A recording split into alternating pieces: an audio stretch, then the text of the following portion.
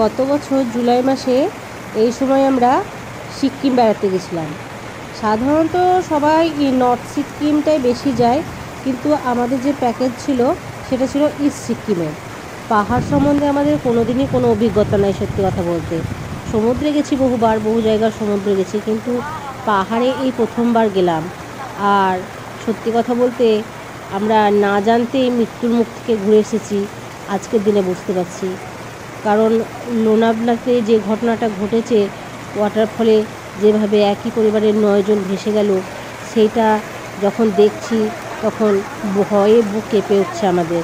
কারণ মনে হচ্ছে ওই একই পরিস্থিতি শিকার আমরাও হয়েছিলাম।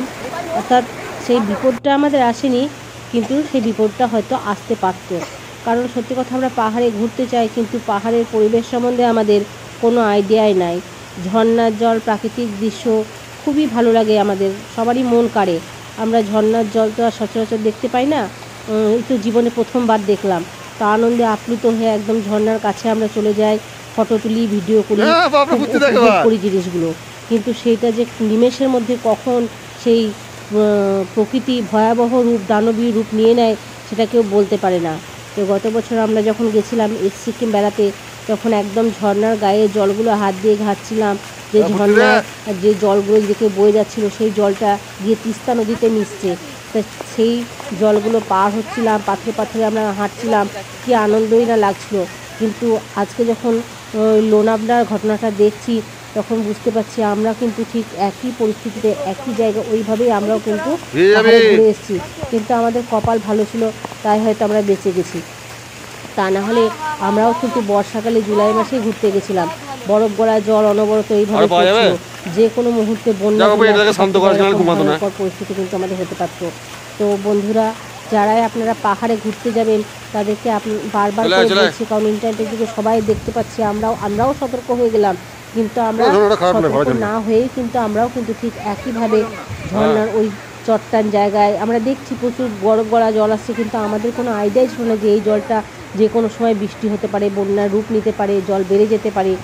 আমাদেরও কিন্তু কোনো ধারণা ছিল না। আমরা খুব আনন্দ উপভোগ করছিলাম, কারণ আমরা নদীর জল দেখি, নদীর জল তো একই রকম থাকে, এরকম তো ঘটনা ঘটে না। কিন্তু আমরাও এরকম জায়গা দিয়ে ঘুরে এসেছি, এরকম পরিস্থিতি হয়েছে, কিন্তু আমরাও কখনো বুঝিনি। তো যারা লোনাভলাতে যাদের বিপদ ঘটে গেল, যারা একই পরিবারে তারাও হয়তো ভাবতে পারেন যে তাদের সঙ্গে ধরনের দুর্ঘটনা ঘটবে। কারণ তারাও আনন্দ করতেই গেছিলো, তারাও জীবনটাকে উপভোগ করছিল।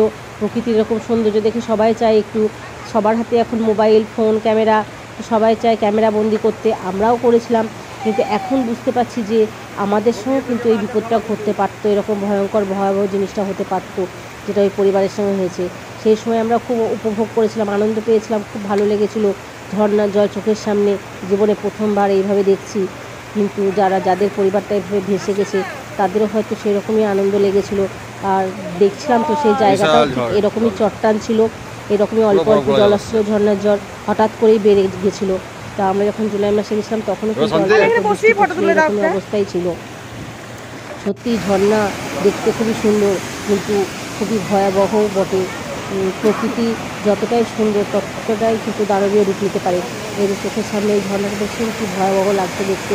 তো বন্ধুরা, আপনাদের কাছে একটাই রিকোয়েস্ট, বেড়াতে যাবেন খুব সাবধানে থাকবেন, ভয় থাকবেন, কারণ নিজের জীবনের দাম সব থেকে বেশি আগে।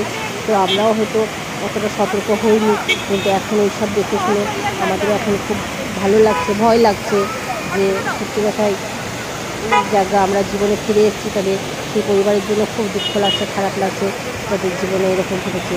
বন্ধুরা, সবাই ভালো থাকবেন, ধন্যবাদ, থ্যাংক ইউ।